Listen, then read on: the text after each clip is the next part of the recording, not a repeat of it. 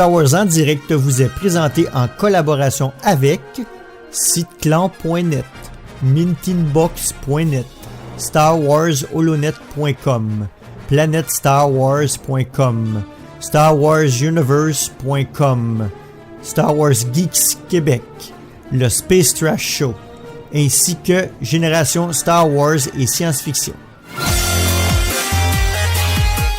Bonsoir et bienvenue à Star Wars en direct, la voix du fandom Star Wars pour cette 26e édition Spoilers qui sera consacrée aux spoilers de la série The Mandalorian.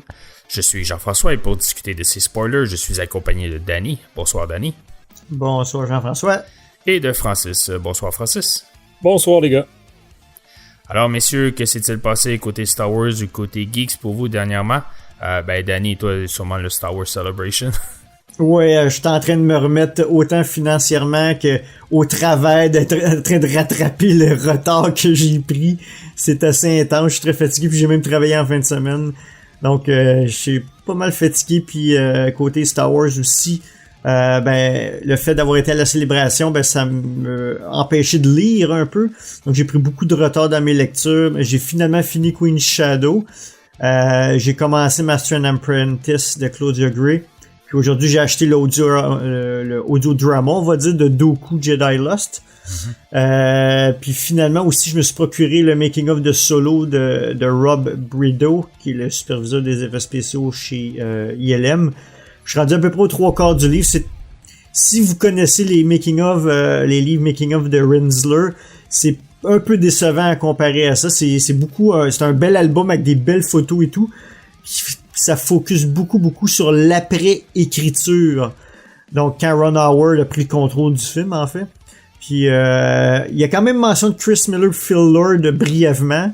Mais comme Brito est en charge des effets spéciaux, il y a beaucoup d'emphase là-dessus, autant les effets physiques que numériques dans ce livre-là. Il n'y a pas beaucoup de texte à comparer à Rinsler, donc... vous allez être capable de passer au travers en moins de 2 heures, je dirais. Puis c'est assez épais, là, mais il y a beaucoup de photos là-dedans. Des belles photos, mais il y a beaucoup moins de texte que dans les briques de Rinsler. Là. Tu sais, j'ai voulu voir un peu qu'est-ce qu'il y a dans les livres de Rinsler. Il parle aussi de l'écriture que George Lucas faisait. J'aurais aimé ça qu'on voit qu'on voit les deux Kasdan en train de leur pensée derrière la création de l'histoire, etc., du script. Puis ça, il n'y a absolument aucune mention de ça. Donc, j'aurais aimé ça voir ça. Puis c'est souvent une des bonnes parties intéressantes quand tu lis les making-of. OK. Je le suggère quand même, c'est une belle pièce, mais j'ai été un petit peu déçu comparativement à ceux qu'on connaît. Là. OK. Je sais pas si je vais le checker. J'ai les autres, fait que je vais sûrement juste l'acheter pour avoir le livre comme toutes les autres. Là. Mais bon, parfait. Et Francis, toi, de ton côté? Moi aussi, l'audio de Master and Apprentice, j'ai terminé ça la semaine passée. Wow, tu lis vite? J'écoute vite, ouais, c'est ça. C'est quand même pas mauvais, mais c'est pas extraordinaire. Je vais laisser de toute façon, on va sûrement faire une émission éventuellement là-dessus. Je vais laisser la chance aux gens de se faire leur propre idée. Mais je sais pas, j'ai une petite déception quand même de mon côté. J'ai entamé la lecture des Archives secrètes des rebelles. Donc, de Daniel Wallace, donc un livre in-universe, comme il y en avait eu d'autres par le passé.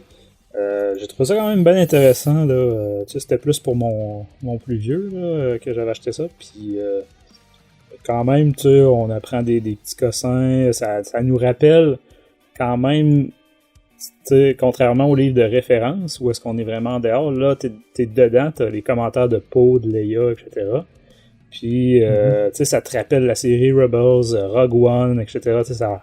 Ça fait vraiment un topo là, du début de la rébellion, là, mettons dans Revanche des Sith, jusqu'à la Résistance. Là, c'est comme des dossiers policiers, un peu. Ouais, exactement. Ça fait très rapports gouvernementaux. Là, fait que, tu sais, je suis pas dépaysé de mon travail. Pas du tout, c'est ça. Avec, quand même, mon travail me suit partout. C'est ça, tu sais, expéditeur, destinataire, code de sécurité, etc. Là, tout le... puis avec énormément de stock en Aradesh aussi, là, tu sais. Non, c'est quand même super bien fait, puis la qualité du livre en tant que tel là, de chez Hachette, là, vraiment, c'est nickel. Là, un beau livre embossé, etc. Là. C'est vraiment... On n'est pas dans le cheap. Et sinon, comme d'habitude, je continue de lire quelques comics à gauche, à droite. Là, on est dans Age of Rebellion qui a commencé. Fait que c'est pas mal ça pour moi. Excellent. De mon côté, c'est assez tranquille ces temps-ci. J'ai pas grand temps consacré à moi avec ma conjointe qui est à Toronto pour le travail, donc je suis pas mal... Mon temps est assez restreint, mais j'ai commencé à lire Master and Apprentice. J'étais à peu près rendu à, je dirais, à la moitié du livre. Un peu comme Francis, j'étais un peu déçu jusqu'à présent. Je pense que peut-être les attentes étaient trop élevées. Puis je me suis procuré le livre de Dooku, l'audiobook de Dooku Jedi Lost, que j'ai commencé à écouter ce matin, ouais, je sais pas encore. Je suis pas trop sûr. Je trouve ça cool parce que, tu sais, comme Asajj Ventress, c'est la voix de l'actrice qui fait Asajj Ventress dans la série Clone Wars. Mais Dooku ne sonne pas du tout comme Dooku. il sonne comme un peu comme l'empereur. C'est vraiment weird, là. Tu sais, Dooku, il a un accent comme un peu... Il a un accent britannique, tu sais... Non, mais c'est-tu Mark Thompson? Non, c'est comme... C'est plusieurs acteurs qui font les voix. Fait que chaque personnage a son propre acteur ou son propre... la personne qui fait la voix. Fait que j'ai hâte de voir la suite. Et c'est pas mal ça de mon côté. Donc, on vous rappelle nos plus récentes émissions. Il y a le Star Wars Littérature 31, où nous avons fait la critique du livre Queen's Shadow, ainsi que le Star Wars en direct 168, où on a fait l'analyse du teaser du film Rise of Skywalker. Je rappellerai que si vous avez été sous une roche au cours du dernier mois, regardez aussi nos Star Wars en direct édition spéciale qu'on a fait des tonnes d'épisodes de célébration. Donc, si vous voulez vous mettre à jour puis voir nos impressions, allez sur Facebook, regardez nos vidéos là ou sur YouTube. Il y a aussi une version podcast, mais la version YouTube et sur Facebook, il y a des images à vous montrer en même temps. C'est plus intéressant. On rappelle aussi qu'on est toujours en période de recrutement au Québec et en Amérique du Nord. Donc, si vous êtes passionné de Star Wars et vous voulez en discuter avec nous, allez sur notre site internet à starwars.direct, section recrutement. Et on mentionne aussi que nous avons une petite boutique à starwars.direct, section boutique, où vous pouvez vous procurer des t-shirts et des tasses si vous êtes en Europe. On en profite pour remercier nos partenaires Mint Inbox, Star Wars Holonet, SiteClan.net, Planet Star Wars Universe, Star Wars Geeks Québec, Génération Star Wars et Science-Fiction, ainsi que Jeff et Kim, le Space Trash Show. Et sur ce, on va en hyperespace. Oh crap! Prepare to jump into hyperspace on my mark. All right, stand by.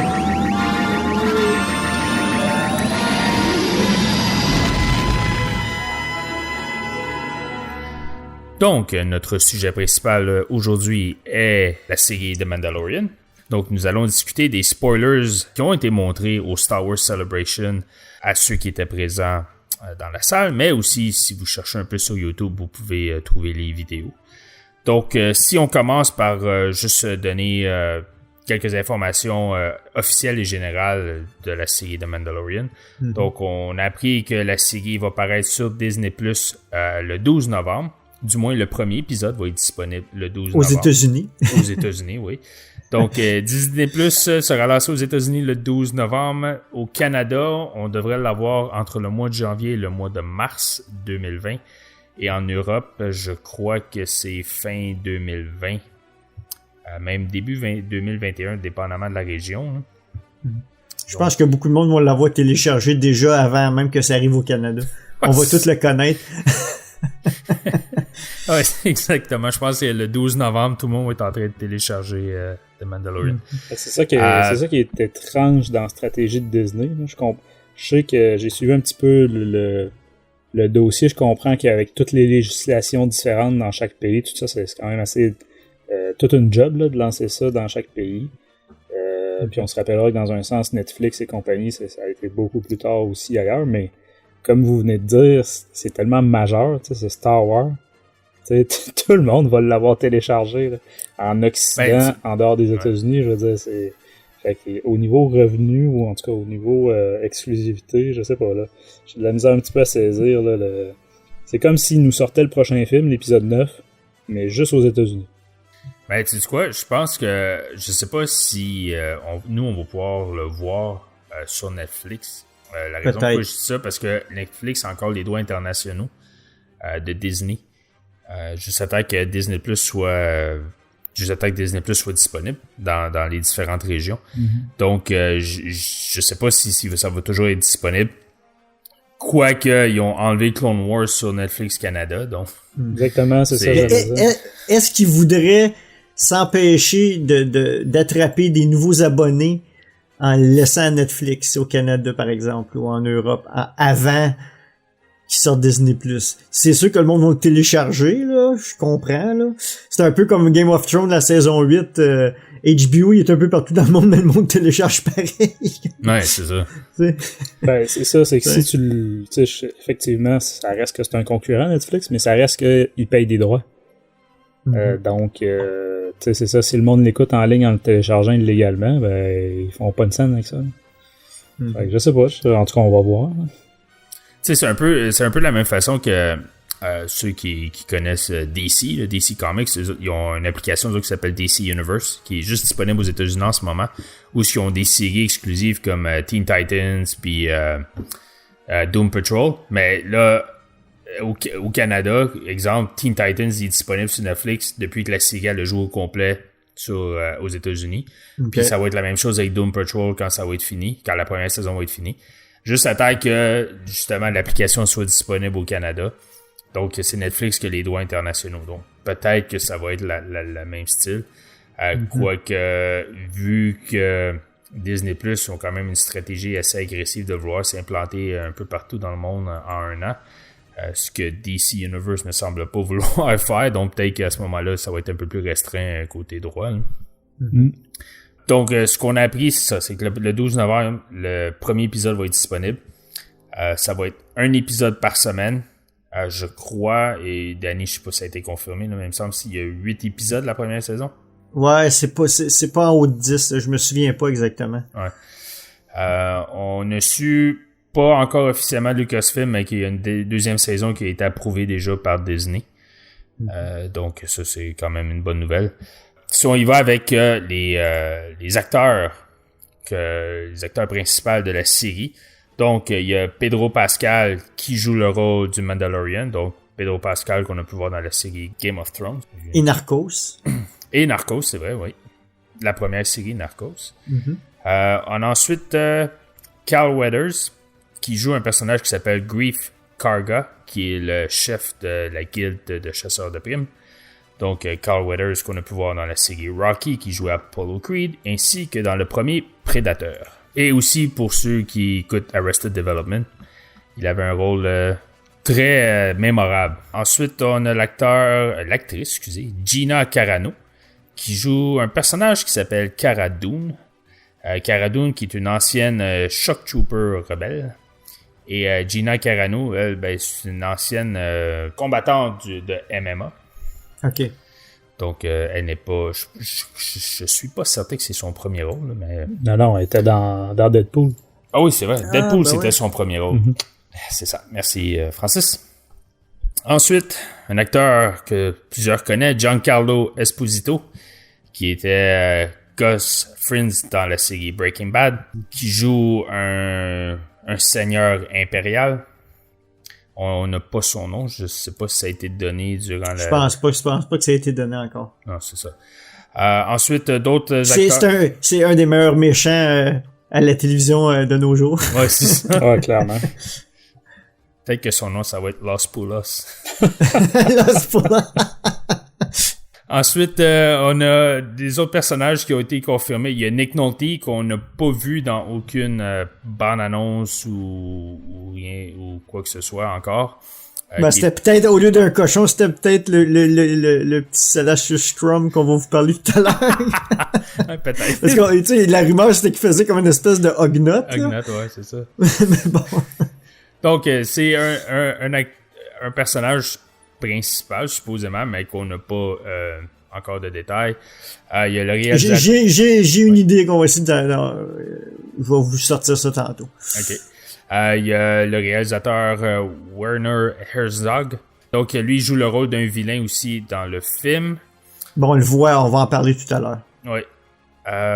Ensuite, nous avons Taika Waititi, qui est le réalisateur de 2 épisodes, je crois, de Mandalorian. C'est lui aussi qui était le réalisateur du dernier film Thor. Lui, il joue la voix de IG-11. Donc, ça a été confirmé que ce n'était pas IG-88 qu'on voyait, mais bien IG-11 dans les photos que Jon Favreau a mis de disponibles. Et une petite surprise pour ceux qui suivent les stand-up, les comics stand-up. Donc, le comédien Bill Burr, qui est très drôle d'ailleurs, qui joue le rôle du personnage. On n'a pas de nom. Ceux qui ont vu la bande-annonce, c'est lui qui a comme le fusil sur l'épaule qui tire, comme la petite tourette sur son épaule qui tire. Mm-hmm. Donc, il joue ce personnage. Et donc, c'est ça pour les acteurs principaux de la série. C'est des espèces de blasters comme prédateurs sur les épaules. Ouais, c'est ça fait penser à ça, c'est vrai. Hein? Ensuite, on a su que c'est Dave Filoni, c'est lui qui a réalisé le premier épisode avec Jon Favreau. C'est pas mal tout ce qu'on a comme information officielle qui est sortie là, au cours des dernières semaines. Mm. Donc, si on commence à y aller en détail avec les informations qui ont été présentées au Star Wars Celebration, il y a eu la présentation d'un behind the scene. Alors, Danny, je sais pas si tu peux nous en donner une description générale de ce qu'on voit durant cette présentation. Mm-hmm. Oui, je pense que c'est le moment d'horreur de tous ceux qui regardaient le stream, car directement dans les premiers 15 minutes ou 15-20 minutes, ils ont coupé à un écran noir pour ceux qui étaient en streaming pour nous présenter un behind the scene. J'ai vu sur Twitter par la suite, c'était fou, les gens étaient en colère. Ouais. Il fallait s'attendre à ce qu'ils montrent des choses seulement pour les gens sur place, ça arrive régulièrement. Mais je pensais pas que ça arriverait aussi souvent lors de ce panel. La preuve qu'ils voulaient énormément cacher qu'est-ce qui se présentait. Si vous regardez qu'est-ce qu'on a filmé à Star Wars en direct sur place, on vous a mis une photo qui mettait partout, dans toutes les entrées, sur les portes des loges, qu'on n'avait pas le droit de filmer. Il y a quand même eu des fuites, mais j'ai entendu des gens autour avec les gens de Star Wars Geek Québec, il y a des gens qui se sont fait sortir de la place parce qu'ils se sont fait pris avec leur téléphone en train de filmer, etc. Donc, ils ont été assez sérieux par rapport à ça. C'est sûr qu'ils peuvent pas attraper tout le monde, bien sûr. Mm-hmm. Mais bon, ça l'a permis d'avoir quelques vidéos fuitées que, d'ailleurs, je vais mettre dans l'article de l'émission. Donc, tout ce qu'on va parler, vous allez le voir. La qualité est pas superbe, le son est pas superbe non plus. Sauf l'extrait qui est tiré directement du feed qu'il y avait du Star Wars sur le site YouTube officiel de Star Wars. Donc cette partie-là va être très claire, mais le reste c'est plutôt avec un angle, t'entends des gens parler pendant les présentations, etc. Donc c'est pas parfait, mais bon, ça va être assez parce que vous risquez de pas voir ces images-là avant un bon petit bout de temps. Donc, je vais vous décrire un peu qu'est-ce qu'on voit dans le behind the scene. Et puis, on va en discuter après. Donc, ça commence avec le Mandalorien qui est sur une planète de glace et puis qui est en train de suivre un signal d'un tracker ou une sonde électronique. Puis, il marche le long d'un chemin qui semble relier des bâtiments sur un lac gelé. Au début, j'ai dit c'était de la neige, mais ça a l'air d'être comme sur un lac gelé. Mm-hmm. Après ça, il rentre dans un bâtiment par une porte circulaire qui s'ouvre comme du centre vers l'extérieur, un peu comme une lentille de caméra. Ou un peu comme si vous connaissez les films de James Bond, là, l'espèce d'introduction avec l'espèce d'ouverture, la aperture qu'on dit en anglais. Là. Mm-hmm. Après, il rentre dans le bâtiment, puis selon moi, c'est peut-être la même cantine où est-ce qu'il va rencontrer Greef, mais je suis pas sûr du tout. On va en parler plus tard. Ensuite, ça coupe au logo de Lucasfilm, puis on enchaîne avec des séquences de tournage avec la voix de Jon Favreau, Dave Filoni et les autres réalisateurs qui sont présentés dans ce behind the scene là. Donc t'as Deborah Chow, Rick Famuyiwa, Dave Filoni, Bryce Dallas Howard et Taika Waititi. Donc je vais passer rapidement tout ce qui se dit Et puis après, je vais vous décrire rapidement en rafale les images qu'on voit. Donc, qu'est-ce qui se dit par-dessus plusieurs images? Bon, Jon Favreau mentionne, ça se déroule 5 ans après le retour du Jedi et on suit un Mandalorien, un gunslinger, je savais pas trop comment le traduire, c'est un gunman ou un tireur, qui est chasseur de plumes, qui est aussi un résident du Underworld dans les bordures extérieures de la galaxie. L'histoire commence avec lui qui chasse des primes et qui fait de l'argent. C'est un personnage que vous avez jamais vu encore dans une époque que vous avez jamais vécu encore. Ensuite, Pedro Pascal embarque et il dit: le Mandalorien a une esthétique particulière, une présence très puissante et mystérieuse, une armure qui fait penser aux chevaliers du Moyen-Âge. Il est très facile de s'identifier à ce personnage parce qu'on a toute une armure personnelle pour se cacher un peu derrière les gens. Deborah Chow aussi mentionne en tant que réalisateur, je crois que John a bien choisi son équipe. Et puis là, Pedro Pascal énumère justement les réalisateurs. Il dit Dave Filoni, Dallas Howard, Deborah Chow, Rick Famuyiwa puis Taika Waititi. D'ailleurs, Rick Famuyiwa mentionne: on a tous des voix et des personnalités différentes en tant que cinéaste que l'on amène sur la table et dans cet univers Star Wars. Deborah Chow continue avec les points de vue de tout le monde est introduit dans l'histoire, donc tout le monde a collaboré à créer cette histoire-là. Chacun avait sa voix dans la réalisation de la saison 1. Jon Favreau rajoute que cette série nous donne aussi la chance d'introduire des nouvelles planètes, des nouvelles races et espèces, des nouveaux vaisseaux. Mais malgré tout, on voulait que ça soit cohérent puis que ça reste connecté et familier à l'univers Star Wars. Donc on le voit clairement aussi avec les images qui nous montrent que c'est très très familier. Pedro Pascal continue en disant que c'est vraiment une aventure Star Wars. C'est le cœur de ce qu'est Star Wars. Dave Filoni puis Jon Favreau termine avec ça va être cru, raw, ça va avoir l'air vrai. Jon Favreau dit aussi c'est quelque chose que tout le monde va pouvoir s'asseoir et apprécier, écouter. Donc ça, c'est tout ce qui est dit. Maintenant, je vais vous raconter vite les différents trucs qu'on voit en rafale. On voit un décor où est-ce qu'il y a des bâtiments qui rappellent Mos Eisley sur Tatooine, qui est probablement le lieu principal d'ailleurs. Ouais. Mais il y a un village aussi qu'on voit aérien qui a l'air... Les rues forment une espèce d'astérisque encavé dans des vestiges, comme une énorme coulée de lave qui aurait séché, noir, si vous regardez attentivement. Les rues font comme un astérix en X, comme des pointes de pizza. Juste les rues, c'est comme creusé dans de la lave séchée noire. C'est très étrange, vous regarderez quand le vaisseau arrive de loin. On voit un Stormtrooper sur une bête qui est probablement un dewback. On voit le Razor Crest plusieurs fois, qui est le vaisseau du Mandalorien. On voit le droïde IG-11. On voit le cockpit du TIE Fighter écrasé qu'on avait vu dans une photo fuitée. On voit un habitant de la colonie debout sur l'espèce d'ancienne coulée de lave que je vous parle, qui a l'air de... C'est comme si Hawaii, une fois que la lave est séchée, c'est noir. Mm-hmm. C'est assez intéressant. T'as des concept art de Scout Trooper avec des speeder bikes. T'as un Mandalorien je pense que c'est le Mandalorien à côté d'un canon mitrailleur qu'on voit aussi en concept art un peu plus loin. T'as une base spatiale en orbite autour d'une planète bleue verdoyante. Et dans le hangar, si vous êtes attentif, je pense qu'on peut voir le Razor Crest dans le hangar ou le devant du Razor Crest. On voit aussi la rampe du Razor Crest descendre suivie du Mandalorien. Quand même intéressant. C'est une autre scène qu'on va voir probablement dans le premier épisode. On voit aussi l'arme du Mandalorien comporte une extrémité à double pointe. Un peu comme Boba Fett dans le Holiday Special, ceux qui s'en souviennent, dans le premier dessin animé. L'arme est exactement pareille, en fait. On avait même, je pense, Favreau aussi avait fuité une photo de l'arme. Ouais. Puis il disait qu'il y avait eu des vols sur le plateau de tournage aussi, puis une des armes avait été volée ou quelque chose comme ça. Il y avait des éléments du tournage qui avaient été volés lors du tournage. Bon, il y a plusieurs concept art du Mandalorien accompagné de d'autres chasseurs de primes qu'on voit aussi dans la bande-annonce. t'as un superbe concept art du Mandalorian sur un dewback, qui rappelle encore un peu le Holiday Special.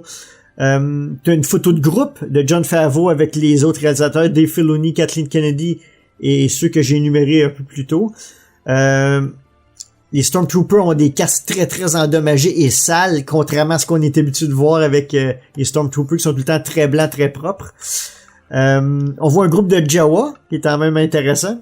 On voit rapidement Gina Carano qui joue Cara Dune. D'autres concept art d'une créature qui est comme une espèce de un mélange entre un dewback avec des bras de T-Rex avec une tête de poisson un peu. Ça ressemble à un dewback alternatif, si on peut dire. Ouais. T'as un concept art d'une bataille forestière avec des créatures qui ressemblent un peu à des Nikto. Tu sais, les créatures qu'on voit sur les skiffs autour du Sarlacc dans Return of the Jedi. J'ai l'impression qu'on va peut-être voir ces races-là d'où ils viennent. Ça a l'air d'être une planète du style Kashyyyk ou Endor. En tout cas, on va voir. Avec des marécages. Ouais, avec des marécages. T'as un concept art d'un vaisseau très élancé. Je pense qu'on le voit aussi très rapidement dans la bande-annonce en arrière du Razor Crest. Il tire sur le Razor Crest, en fait. Qui fait penser beaucoup à un chasseur de nos jours ici sur Terre. Puis tu vois après un concept art du pilote. Je suis pas mal certain que c'est le pilote de ce vaisseau-là, qui a un casque impérial, mais avec un masque à gaz, un masque pour respirer. Avec des dents comme de dessinées dessus. Ouais. Qui a fait très terrestre aussi, comme look. C'est un peu Top Gun, là. Ouais, c'est ça. Avec le masque pour respirer, là. Ça donne une impression plus terrestre. Bon, t'as des concept arts du Razor Crest sur une plateforme d'atterrissage à côté d'un land speeder qui ressemble beaucoup au X-34 de Luke dans A New Hope, mais avec plus de réacteurs en arrière. T'as du concept art d'un Mandalorien avec son jetpack allumé. Donc, j'imagine qu'on va voir le Mandalorian utiliser son jetpack à un moment donné. À part ça, qu'est-ce qu'on a? On a George Lucas. On voit George Lucas quand il a visité le plateau de tournage, quand même. Dans les races, on a vu un Rhodien dans la cantine ainsi qu'un Transdoshan. Il y avait des rumeurs que Boss qui serait peut-être là. Ça a été contredit. On verra bien. Ça serait bien qu'il y ait quelques Bounty Hunters connus de l'Empire contre-attaque qui soient là. Concept art du Mandalorian qui fait feu avec un Heavy Cannon, j'en ai mentionné plus tôt. On l'a vu sur le plateau de tournage en vrai et là on le voit en concept art. Beaucoup d'explosions. On voit des explosions aussi beaucoup. Un de mes concept art préférés, c'est que tu vois un Sandcrawler avec la rampe descendue avec en face du Razor Crest. Il y a des Jawa qui sont en train de descendre du matériel du cargo. Je sais pas s'ils font une autre présentation d'un peu comme à la A New Hope. Ils veulent vendre du stock, peut-être. J'ai hâte de voir. Si on va voir cette scène-là tourner finalement. Il y a des Jawa, donc c'est possible. C'est fini avec ce concept art-là, avec le Jawa qui descendent leur matériel du cargo. J'ai bien hâte de voir. Il y a beaucoup de choses en rafale. Là. Je vous invite à le regarder. Ça va très très vite. Je sais pas quand est-ce qu'ils vont le sortir, ce Behind the Scene-là. C'est certain qu'ils vont le sortir avant la sortie de Disney+. Je soupçonne peut-être qui vont le représenter à Comic-Con, San Diego Comic-Con, et qui va être peut-être disponible en ligne à ce moment-là. C'est ce que je pensais aussi, ouais. C'est probablement ça qui va arriver. Peut-être accompagné de la bande-annonce qu'on va décrire plus tard aussi. Mais je doute que le début du premier épisode qu'on va parler un peu plus tard, l'ICRA sera jamais mis officiellement en ligne avant la sortie sur Disney+, d'après moi. Excellent. Moi, quand tu parlais du concept art des Jawa là, qui descendent la rampe, ça m'a fait penser, cette scène-là, ça me faisait penser à Attack of the Clone, quand Anakin il cherche sa mère, là. Puis tu vois qu'il arrête puis qu'il parle à des Jawa, puis là tu vois comme deux Sandcrawlers qui sont ouverts, puis tu vois les Jawa ce qu'ils font dedans, là, tu sais, ils sont en train de... Je trouvais ça, ça m'a fait penser un peu à ça. Je trouve ça cool que ça va vraiment dans ce genre de détails-là. Là. En fait, Mandalorian doit être à la recherche aussi d'informations, puis peut-être que ça retrace à un Sandcrawler à un moment donné. Exactement, moi ça m'a On va parler un peu plus tard de nos théories, une des interludes de la trilogie Riposte. T'avais le shérif, là, qui... oui. Je sais pas si vous vous souvenez, je pense que c'était dans le premier des trois. Que c'était justement en fait, je pense qu'il est pas dans les trois... Ouais, c'est pas dans les deux premiers livres. Il y a... Ah ben oui, ok. Le shérif qui porte l'armure mandalorienne, il est là dans les dans les trois livres, mais le Sandcrawler, c'est vraiment dans le premier, ouais. Ouais, de mémoire, je pense que c'est là qu'il récupère l'armure. Ouais, exactement. Mais moi aussi, c'est mon idée était moins une présentation, comme tu dis, Danny, plus probablement son enquête, là, tu sais, où c'est ça, là, il va au renseignement. Là. Un peu comme Anakin, justement. Mais on sait qu'il va y avoir beaucoup d'actions, ça c'est clair. Ouais. Juste de ce qu'on voit, les explosions, il va y avoir beaucoup d'actions. Ça va être vraiment intéressant. J'ai hâte de voir le mood. On a déjà une bonne idée du mood que ça va avoir, mais ça va être complètement différent des films destinés à la famille qu'on voit au cinéma. Hein. Moi, tu parlais du vaisseau. Moi, ça me fait beaucoup penser, ce vaisseau-là, au Halo. Donc, ceux qui se souviennent, ça s'écrit pareil comme le jeu vidéo Halo. Mais dans ce cas-ci, c'était le vaisseau de Suji, une chasseuse de primes dans la série Clone Wars. Et par la suite, dans Timeline, c'était sa nièce, Jas Emery, qui l'avait dans la trilogie Riposte, encore une fois. Mais c'était un vaisseau quand même assez similaire, avec 2 méga réacteurs sur les côtés, au bout des ailes. Mais... Là, tu parles du vaisseau du Mandalorien. Ouais, le vaisseau du Mandalorien, comme ça. Okay. Mais peut-être avec un cockpit un peu plus grand, puis un fuselage plus grand. Dans le fond, je vois ça comme un mix entre justement ce vaisseau-là, le Halo, puis une canonnière de la République. Ouais, un gunship, là, ouais. Ben, tu sais, c'est ça, pis c'est catégorisé dans les deux cas là, comme un gunship. Là. Celui du Mandalorian, il disait que c'était un gunship. Mais je trouve ça bien original. J'ai hâte de le voir. Tu sais, dans ce que tu décrivais tantôt, on le voyait se faire tirer dessus, justement. Donc, j'ai hâte de voir là, au niveau combat spatial. Tu sais, s'il est capable de se défendre ou s'il faut qu'il se contente de fuir. Là. Tu vois, moi, son vaisseau, il me fait penser, je trouve que c'est un mix des vaisseaux de réfugiés qu'on voit dans l'attaque des clones. Sur Coruscant, tu sais, quand Anakin et Padmé ils vont oui. C'est un mélange de ça, ouais. puis des gunships de la République. C'est comme si tu mélanges les deux ensemble, on dirait que c'est ça. Mais je trouve le nom du vaisseau de Razor Crest, c'est vraiment badass. Là. Il est très chromé. Ouais. Un peu comme le vaisseau de la reine de Naboo. Là. Ouais, effectivement, c'est ça. Ça fait plus, par contre, stainless que chromé. C'est plus rough, là. Ça. Mais, c'est le meilleur camouflage que tu peux pas avoir dans l'espace. Ouais, c'est ça. Mais peut-être mentionner, là, tu disais, effectivement, Favreau mentionnait que c'est 5 ans après le retour du Jedi. Donc, tu sais, jusqu'à maintenant, on n'avait pas exactement de timeline. Je trouve que ça nous en dit aussi sur tous les impériaux qu'on voit. Parce que on sait qu'à cette période-là, la guerre civile est terminée. Donc, c'est qui ces impériaux-là?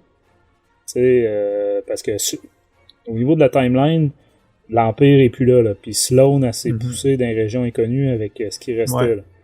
Donc, la flotte, ça veut dire que ce qui reste comme impériaux, c'est des warlords, là, des renégats, mais bref, c'est loin d'être une autorité officielle. Là, c'est vraiment plus comme territorial. Plus comme un gang criminel qu'une vraie armée là, à ce moment-là.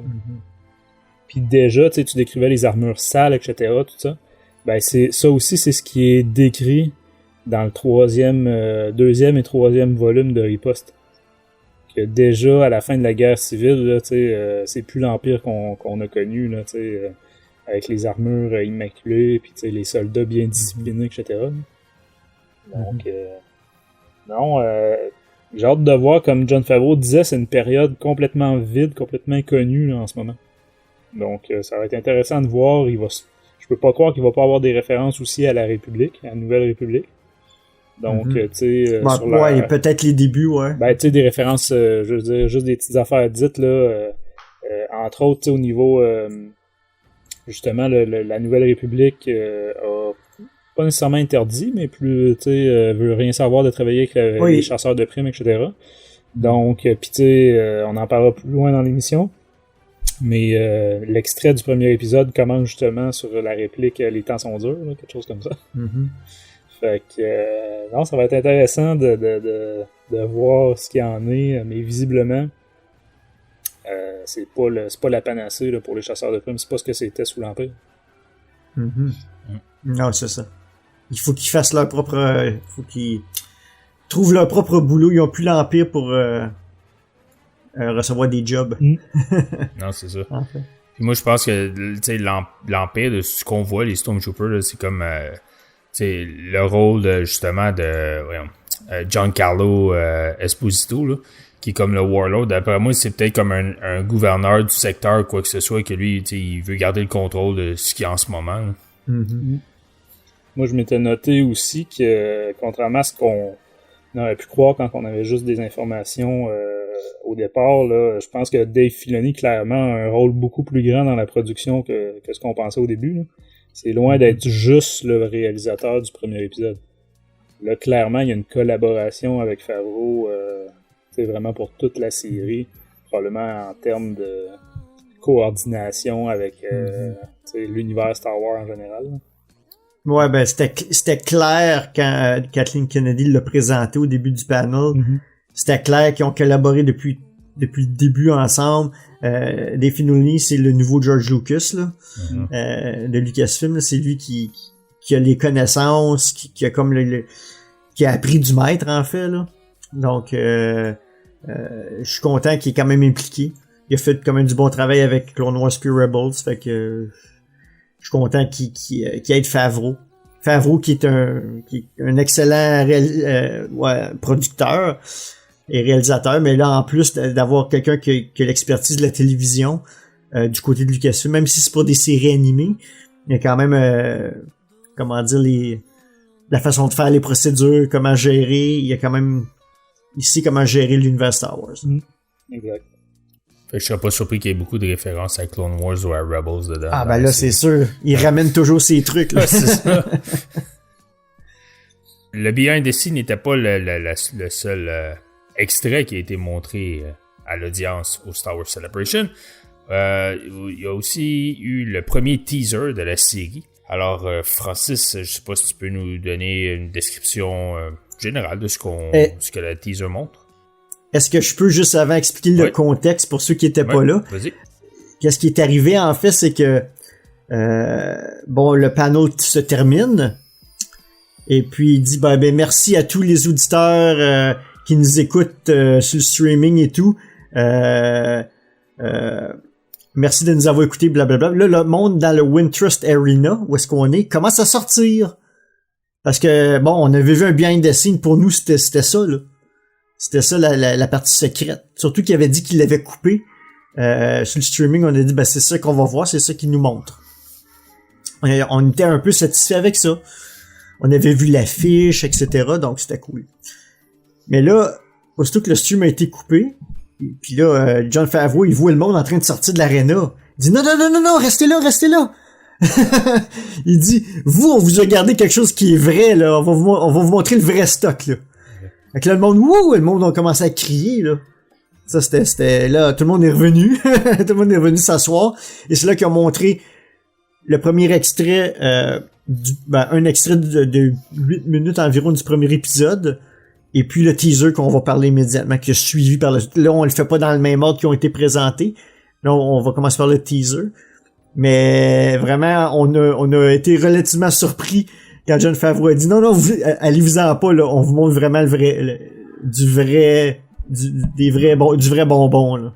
Donc, dans le fond, encore une fois, ça, comme disait Danny tantôt, pour ce qui est du behind the scenes, ça va vite, c'est quand même en rafale et c'est quand même beaucoup sur l'action. Donc, il y a quand même pas mal de stock, mais en gros, on va essayer de résumer ça. Ça commence avec notre personnage favori, le Mandalorien, qui se bat avec le personnage de Gina Carano.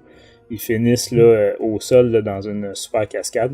Donc, j'imagine que c'est leur rencontre là, qu'on nous présente là. Quelque chose comme ça. Ensuite, on enchaîne avec le Warlord de Giancarlo Esposito qui est au sol. Donc, sur ce qui semble être Tatooine, là, entouré d'une coupe de Death Trooper. Donc, ouais, on pensait qu'ils avaient tous disparu, exactement. parce qu'il y a eu toute la trilogie originale sans les voir. Où étaient-ils? Ouais, ben c'est ça, tu sais, ça reste que c'était des troupes d'élite pour je pense que c'était... Ouais, des bodyguards un peu. Ouais, puis pour spécifiquement, je pense plus pour les renseignements, pour les affaires du BSI, etc. Là. Bon. En tout cas, on sait très bien pourquoi il était pas dans les anciens films. Mais bref, c'est quand même une belle surprise de voir qu'on va les avoir. Et tout de suite après, donc son personnage donne un ordre de brûler ce qu'il y a devant lui. Donc tout de suite après, on voit un Flame Trooper impérial. Donc pour la première fois à l'écran, on avait déjà vu ça évidemment dans des jeux vidéo, mais un Flame Trooper en action au lance-flamme là, qui fout le feu à une bicoque sur Tatooine. Je sais pas si c'est le Mandalorien qui se cache là ou quoi, là, mais...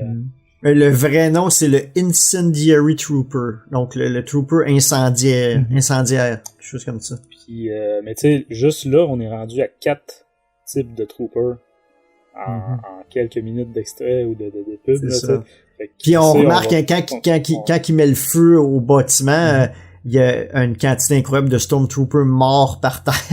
Ouais, ben c'est ça semble être peut-être après une autre scène, là, en tout cas, mais... qu'on voit plus loin, ouais. C'est ça, mais tu sais, je trouve ça le fun, on a déjà les Stormtroopers classiques, on a des Scouts, on a les Death Troopers, on a là un Flame Trooper, même si c'est pas le bon terme.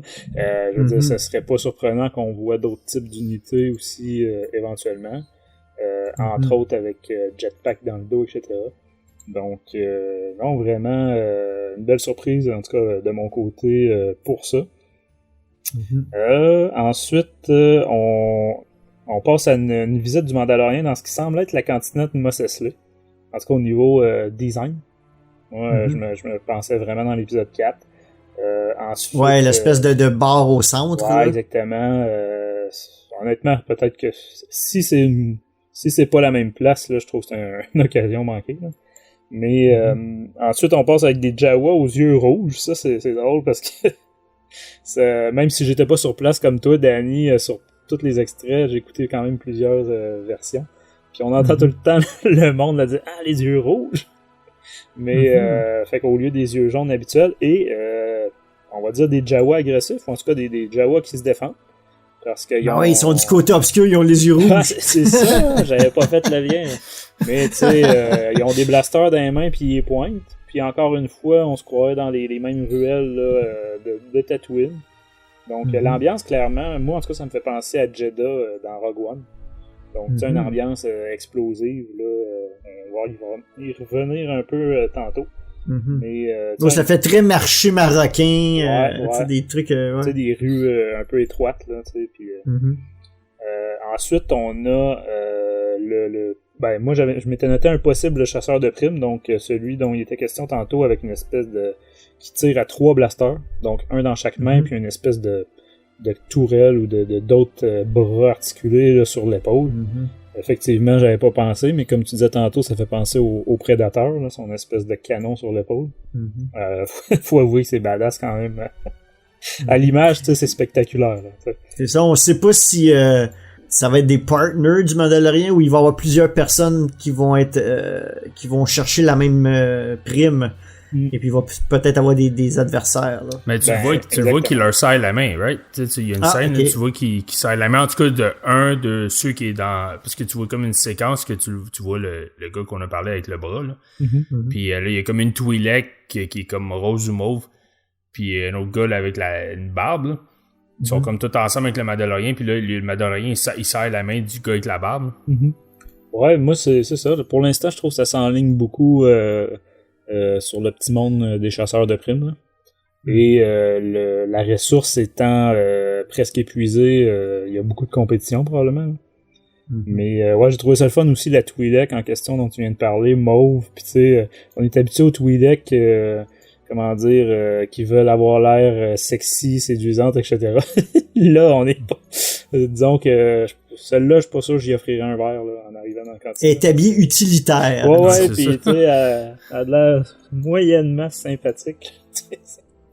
T'as pas trop envie d'aller piquer une jasette pis demander comment a été sa journée. Mais bon, ensuite, on passe avec une petite escarmouche dans l'espace dont je parlais tantôt avec le vaisseau du Mandalorien. qui passe tout de suite en hyperespace. Et on a un plan de l'intérieur du cockpit. Et ce qu'on voit assis devant le Mandalorien, c'est un droïde à la tête un peu là, style mouche, comme on a déjà vu dans les anciens films. Mais si je ne m'abuse, c'était aussi le cas d'un des chasseurs de primes sur le deck là, dans l'Empire contre-attaque. C'est comme si c'était Zucus, mais en version robot. Ouais, c'est ça. Puis, ou Forloom, peut-être, mais en tout cas. Mais tu sais, tu me dis, c'est-tu une référence? C'est-tu... je sais pas. Est-ce que c'est son petit droïde privé, là? Parce qu'on... Peut-être c'est le Mandalorien qui pilote quand même, mais de la manière que c'est présenté, on a comme l'impression que c'est le droïde qui pilote. C'est le pilote du vaisseau, ouais. Mm-hmm. Moi, j'ai l'impression que c'est son sidekick au Mandalorien. Un peu comme... puis il va être un peu avoir le rôle de K2SO, un peu, d'après moi, le comic relief, là. Ils vont faire les blagues puis tout le truc machin, là. Moi, j'ai l'impression que... Qu'est-ce que je vous mentionnais plus tôt? D'après moi, Nick Nolte, il joue pas un Ugnaught, d'après moi, il joue le rôle du sidekick. T'sais, il disait qu'il avait enregistré toutes ses voix pour la saison 1 dans une chambre d'hôtel, toute, là. Okay, ouais. D'après moi, ils ont fait tout enregistrer les lignes, puis d'après moi, il va être le sidekick, là, ou quelque chose comme ça, peut-être. C'est une théorie complètement superflue, mais j'imagine tellement de droïdes qui parlent là, comme ben, ça serait vraiment drôle. C'est bon, ça. J'aime bien la théorie, quand même. Parce que c'est un personnage qui est voice-over, qui est un voice actor, versus toutes les autres que probablement... ils vont jouer leur propre rôle, donc... Puis ça expliquerait pourquoi on l'a pas vu nulle part jusqu'à maintenant. Mm-hmm. Pour enchaîner, ensuite, on a quand même pas mal de scènes d'action en rafale, dont le droïde, qu'on vient juste de parler, qui pointe une arme. Fait que clairement, c'est pas juste un C3PO là, de service, qui participe à l'espèce d'escarmouche là, qu'on semble voir sur Tatooine. On a Gina Carano qui mitraille quelque chose de solide. Donc, on reconnaît son ex-fonction de Shock Trooper rebelle. Ensuite, on a ce que tout le monde sur le coup a cru être IG-88, mais ça a été confirmé que c'est un dénommé IG-11. Donc, pourquoi faire simple quand on peut faire compliqué? Mais bon... Et quand même extrêmement badass, encore une fois, qui tire dans tous les sens, en tournant sur lui-même là, en pleine scène d'action, en pleine escarmouche dans les ruelles là, de Tatooine, probablement. Donc ça, je pense, écoute, Danny, d'après ce que j'ai vu, je pense que la salle a fortement réagi. Oui. Vu ça, là. C'est quelque chose qui était désiré, je pense, par pas mal de monde. Ben, puis c'est comme, il y a vraiment la badass, là. Qui se déplace, il tire dans tous les comme son torse peut faire des 360 là. Ouais. C'est vraiment digne d'un vraiment un assassin. Ben c'est un assassin droid qui est comme IG-88, donc j'imagine que c'est ça, c'est pas juste un chasseur de primes là, il est capable de se dépanner, mettons là. Ouais, pis tu sais, je repensais, parce qu'on a déjà vu IG-88, à moins que c'était un autre encore une fois là, mais dans Clone Wars. Dans la série de Clone Wars, puis je trouvais que cette fois-ci, ça avait de l'air plus vrai. Tu sais, ça a de l'air mécanique. Comprends? On le sait qu'ils l'ont construit là, au niveau physique là, pour la série, mais tu sais, ça a de l'air réaliste. Tu sais, les mouvements qu'il fait, puis tout ça, là, très mécanique, très raide, là, tu sais, saccadé, on va dire. Hein. Donc, moins... J'ai l'impression qu'on va gagner un niveau de réalisme qu'on ne croyait pas versus les films. C'est clair. Les films, ils restent quand même... oui, l'univers Star Wars a l'air vrai et tout quand même, mais j'ai l'impression que côté grittiness ou comment dire, plus cru, va falloir le comparer à la trilogie originale et c'est là qu'on va voir la différence. Vraiment, Tatooine trilogie originale versus la série télé, ça va être complètement différent. On va vraiment avoir l'impression d'être là. Ouais, ou encore Tatooine dans l'épisode 1, en 99, je veux dire, au niveau technologique, il y avait quand même... c'était plus proche de ce qu'on a aujourd'hui. Ou à l'inverse, ils sont tellement allés dans l'informatique, dans le CGI, que là, on va peut-être avoir plus un entre-deux, entre la trilogie originelle puis la préquel. Pour revenir au teaser... On enchaîne ensuite avec ce qu'on parlait tantôt, donc le Mandalorien qui sort au fond d'une bâtisse sur Tatooine en tirant sur un paquet de Stormtroopers au pistolet. Donc, encore une fois, ça fait très western.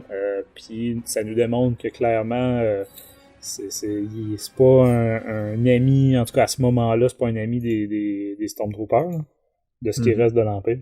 En fait, moi, ça revient à ce qu'on parlait tantôt, mais je me demande même si on va encore appeler ça l'Empire. Tu sais, comment ils vont se décrire ou comment...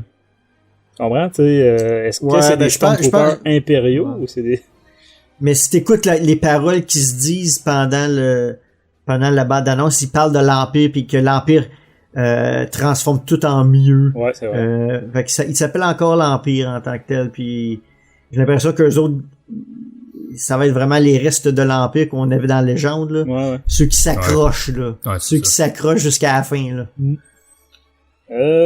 Fait que dans le fond, bref, c'est ça. Moi, l'impression que j'ai, c'est que ça, c'est avant le bout du Flame Trooper. Donc, tous les cadavres qu'on voyait, là, c'est le résultat de ça. Ensuite... oui, puis tu vois plein de trous sur le mur. Tu sais, quand Giancarlo Esposito fait face au mur, il y a plein de trous dans le mur. Donc, clairement, c'est pas la première essai de tuer le Mandalorien ou quoi que ce soit. Il y a eu des tirs de blaster sur le bâtiment auparavant. Ensuite, on a Giancarlo Esposito, encore une fois, là, qu'on suppose être le vilain principal de la série, là, l'antagoniste principal, qui semble être aux commandes d'un... En tout cas, tout de suite après, on voit un chasseur-tête, donc il semble être pilote de chasseur-tête. Autant tantôt, quand je l'ai mentionné, au sol, puis là, dans le vaisseau, une particularité, c'est qu'il n'y a pas de casque. Donc, contrairement à un pilote normal ou peu importe un impérial. Donc, il est en armure. Tu sais, il n'est pas en costume d'officier, mettons, impérial. Il est en armure probablement de pilote de taille, mais sans le casque. Puis bon, ben c'est ça semble encore être une fois sur Tatooine là, qui tire au sol. Ça se termine sur le Mandalorien. Je trouve une scène, en tout cas, mémorable, qui pointe sa fameuse carabine là, ultra longue dont tu parlais tantôt, là, inspirée du Holiday Special, avec une espèce de dément là, allongé au bout du canon. Malheureusement, on le voit pas tirer. Je pense qu'il nous garde la surprise là, pour plus tard, parce qu'on se demande tous c'est quoi cette arme-là, qu'est-ce que ça tire, qu'est-ce que ça fait. Dans le Holiday Special, c'était vraiment le concept d'un aimant. Là. C'était un peu comme des ondes là, tu sais, que ça envoyait. Donc, ça serait vraiment trop drôle que ça soit ça que ça fait pour vrai. Ouais, comme un sérieux, ça serait vraiment comme wow. Ben, un genre de rayon tracteur genre, là. Miniature, là, ouais. Écoute, on va voir, j'ai bien hâte de voir. En tout cas, ça a l'air très solide parce que je pense qu'il s'en sert pour casser un casque de Stormtrooper. Ouais. S'il donne un coup à un moment donné, ça casse le casque. Que t'es pas solide, le casque, il casse de même, là. Ouais. Mais ouais, ça aussi, ça fait partie de ce que le monde a été agréablement surpris.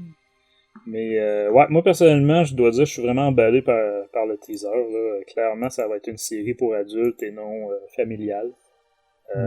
Sombre, violente, peut-être pas autant qu'un Game of Thrones ou qu'un Punisher. Mais non, je pense pas que ça va se rendre à ce point-là. Non, c'est ça.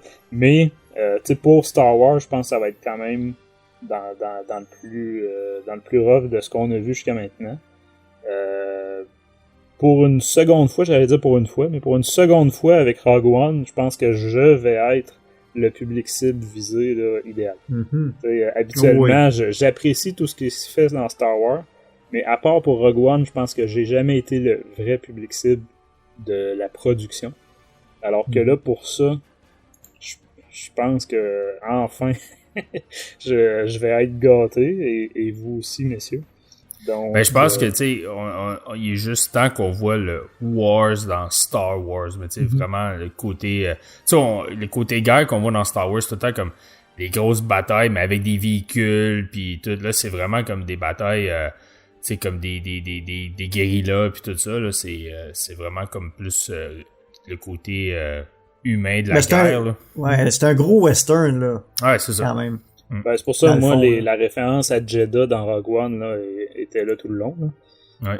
Tu sais, l'épisode là, de l'attaque des partisans de ça. Là. Mais, tu sais, puis des ruelles, etc. Là, tu parlais de style marché à Marrakech, là, tu sais.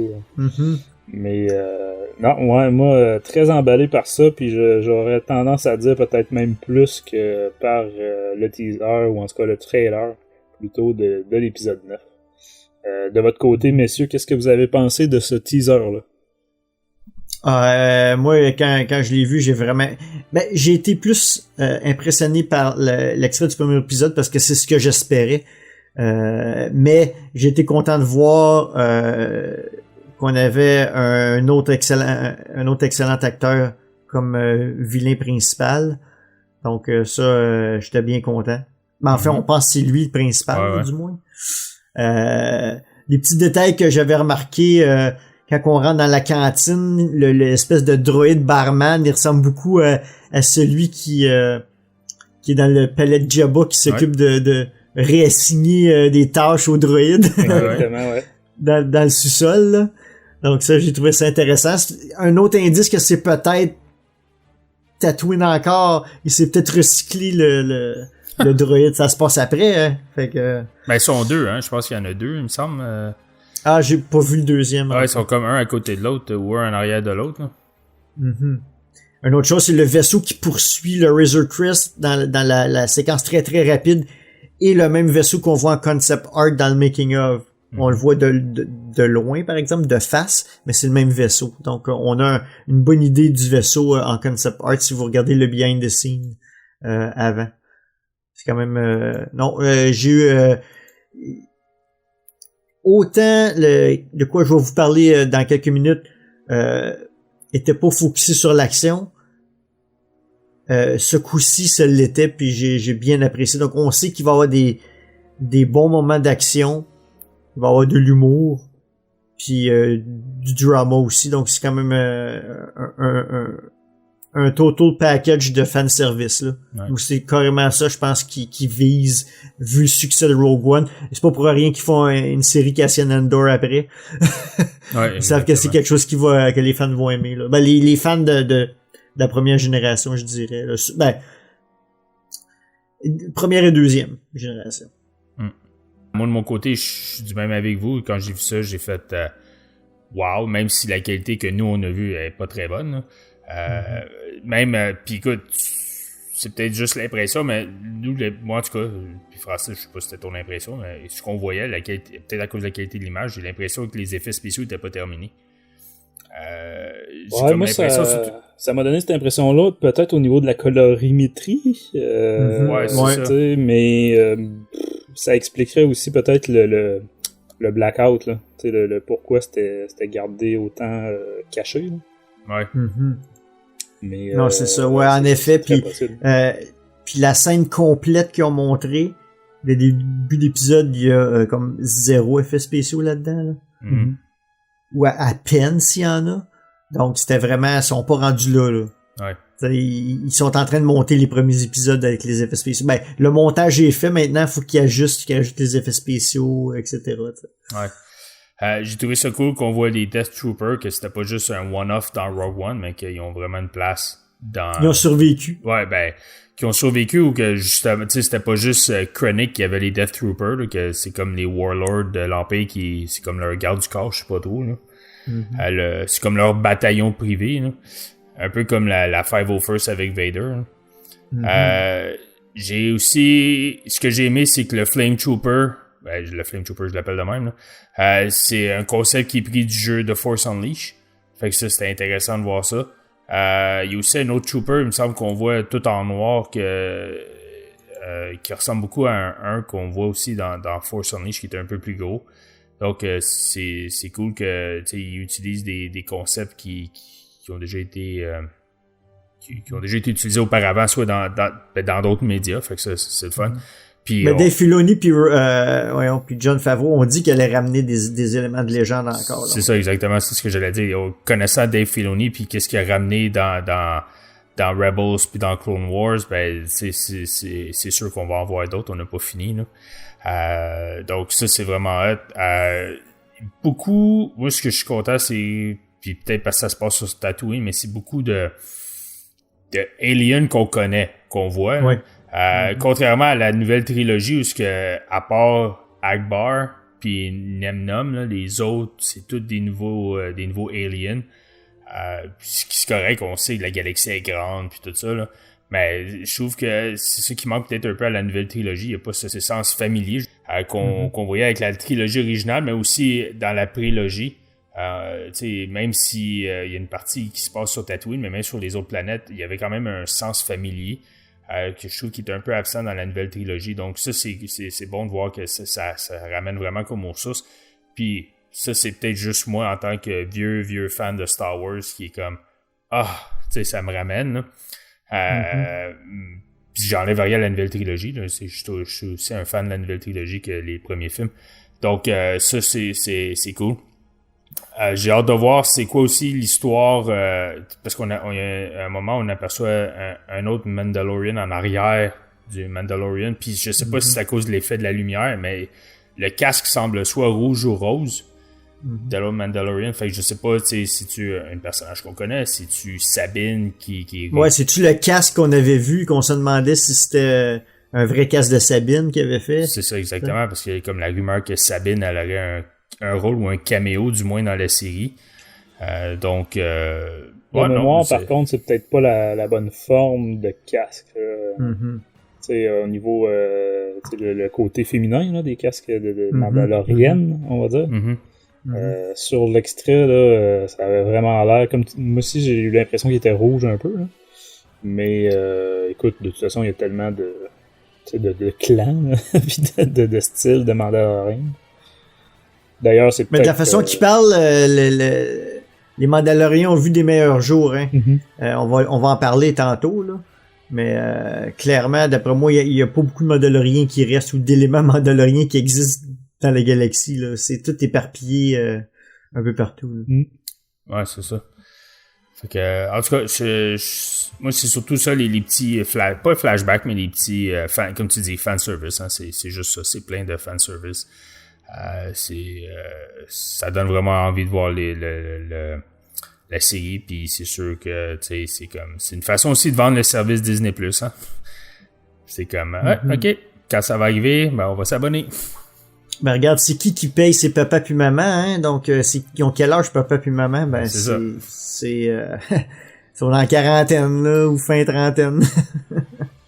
Mais tu sais, c'est aussi il y a le côté oui, fanservice, bon, peut-être dans l'intrigue, des choses comme ça, mais tu sais, juste des petits easter eggs, là, le fanservice est souvent présenté comme quelque chose de grossier, tu sais, ou de pas de négatif d'évident, tu sais, ouais, mais des fois, ça peut être des détails, mais ça fait... Ouais, c'est ça. Ça t'envoie, là, un petit peu de bonheur au cerveau, là, tu sais.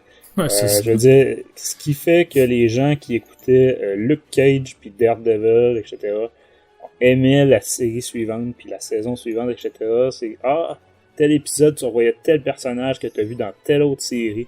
Fait que les connexions entre les éléments, puis tu sais, dans Star Wars, ben on connecte les BD, les livres, les jeux vidéo, les films, etc. Tout ça, c'est au niveau marketing puis au niveau fidélisation de clientèle, etc. C'est super simple à faire, puis c'est super profitable. Tu sais, dans Rogue One ou dans Solo, par exemple, il y en avait de l'easter egg, là. Il y en avait, puis je veux dire, entendre en background le général Syndulla est attendu à telle place. Hein. Tu sais, je veux dire, ça a pris quoi, là? Ça a pris 2 minutes à enregistrer, mais, tu sais, tous les vrais fans l'ont remarqué, tu sais, puis... Fait que, ça... Moi, je pense effectivement, vu l'enthousiasme de Jon Favreau, ce qu'il racontait pendant le panel, etc., clairement, je m'attends à du fanservice. Mais je me dis, c'est l'occasion idéale, tu sais, puis c'est... En tout cas, on va en parler plus tard avec l'extrait du premier épisode, là, mais ça part directement dans le fanservice, là. En tout cas, je vais garder ça pour tantôt, là, mais disons que ça m'a même rendu triste un petit peu quand même. Le début de... On va en parler tantôt. Et moi, peut-être juste un dernier commentaire, c'est que je trouve que, tu sais, Disney, ils l'ont dit depuis le début, Disney+, il n'y aura pas de série mature ou en anglais, tu sais, rated R, là, comme pour adultes, là, comme tu sais, c'est pour ça que, tu sais, Daredevil puis Punisher pis tout ça, ça va pas être sur Disney+, parce que c'est trop violent. Mais ça montre en même temps que, tu sais, qu'on n'est pas obligé d'aller vraiment dans la violence, mais on est capable de faire une série qui est intense quand même, puis que, tu sais, ça... qui est cru un peu, là. Ah, tant que tu vois pas de sang, ouais, ça c'est passe. ça, c'est exactement. Ouais, c'est ça. Moi, Parfait. c'est ça ma grande interrogation. Puis, tu sais, je pense que notre perception de ça, du rated R, tout ça, c'est parce qu'il faut comprendre que c'est selon les organismes américains.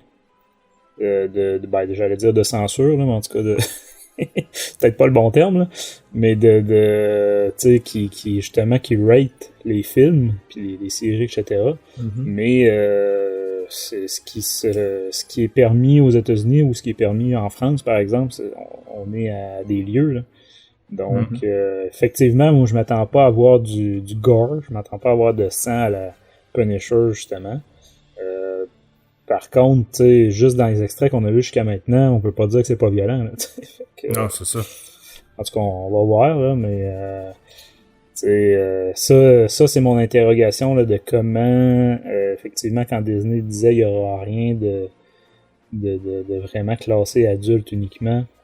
En tout cas, j'ai hâte de voir là, comment que ça va se marier avec Disney+. Tu sais, même je pars quasiment sur un autre sujet, mais sur la série sur Cassian Andor, ce qu'on voit au début de Rogue One, tu sais, ils vont qui tue quelqu'un. Ça pourra pas être une série familiale, là.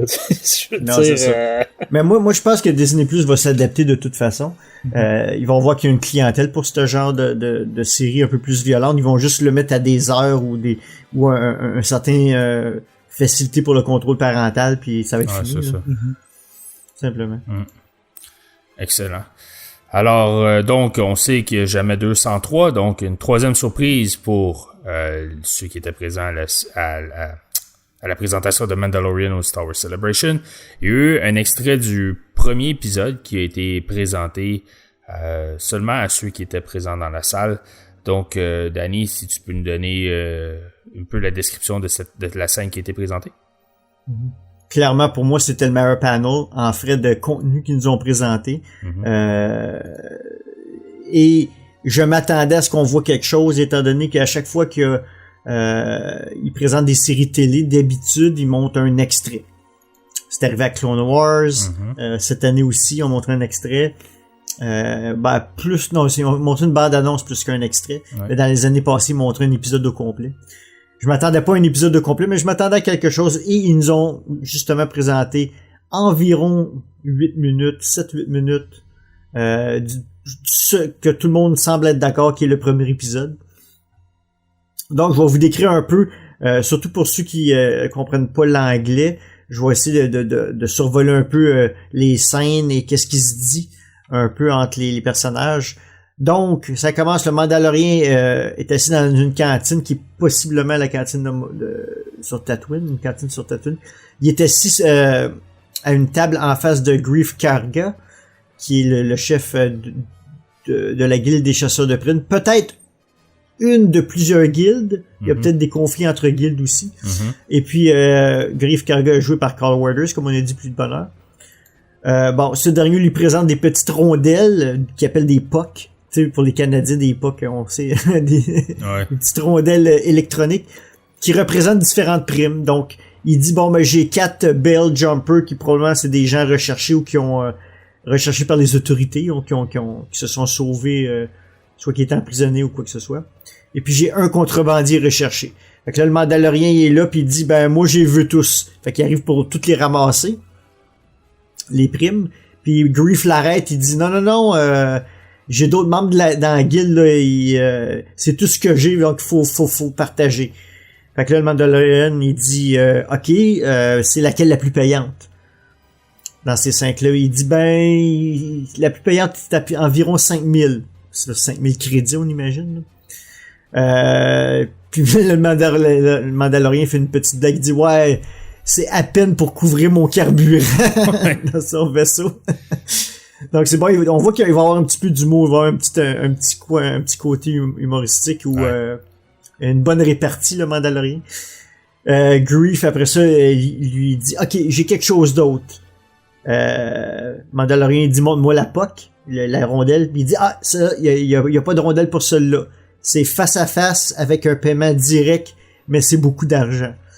Fait que il présente un petit billet électronique. Le Mandalorian prend le petit billet et sort dehors. Là, on le voit marcher dans ce qui est une espèce de marché marocain, comme on dit, de Marrakech.